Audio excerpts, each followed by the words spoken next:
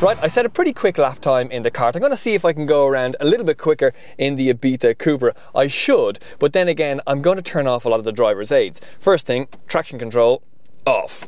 And I'm also going to put the DSG gearbox, which is a very clever automatic gearbox, into sport, which means I have to use these flappy paddle gears here. Let's see how I get on. Whoa! Easy, easy, easy. Yeah, I've driven Lamborghini Murcielagos, I've driven Audi R8s. This is probably as engaging a drive around this track as I've ever had. I mean, you're never ever on the accelerator for anything more than a second or two.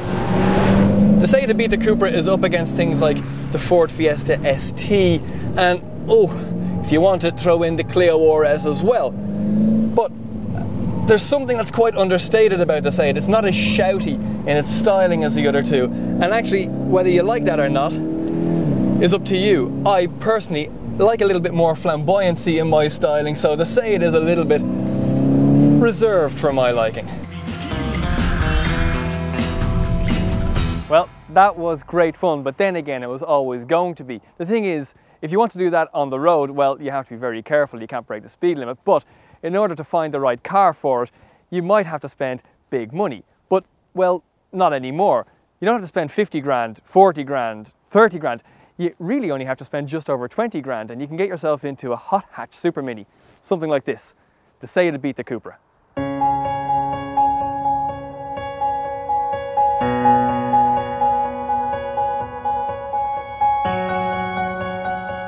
The Ibiza Cupra is a bit of a looker. I do like the styling, although when you're part of the Volkswagen umbrella, you can get boasting rights by saying, well, the people who design our cars also designed Lamborghinis, as this one was. But when was the last time you could go around a car and give it a hug? It's pretty small, which means that if you are a rear passenger, you're going to be a little bit cramped in your shoulder space, but as long as you're not going on big transcontinental journeys, there's enough leg room for a couple of mates in the back.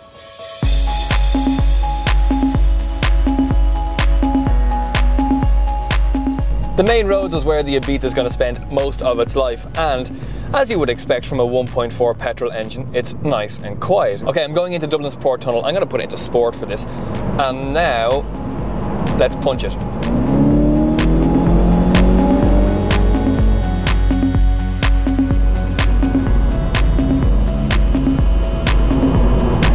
The DSG gearbox in this has 7 forward gears. Yeah, you heard that right, 7 forward gears. But if you want to get the most fuel efficiency out of a car that still produces 180 brake horsepower, that will still do 0 to 100 kilometers an hour in under 7 seconds, then you need to give it as many gears as possible.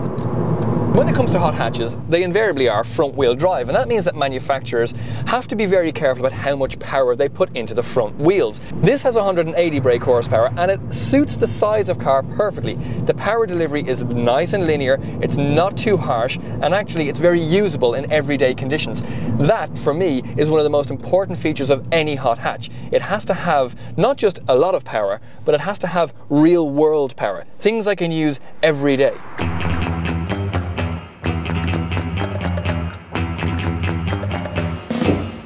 Cars like the SEAT Ibiza Cupra aren't without their shortcomings. You don't get a lot of room and you do have to make some compromises. But if you want Go Kart style handling, something that's light and nimble and agile and really engaging and fun to drive, you can't do any better than something like this for the money. I think if you had one of these parked in your garage, you feel pretty happy about yourself.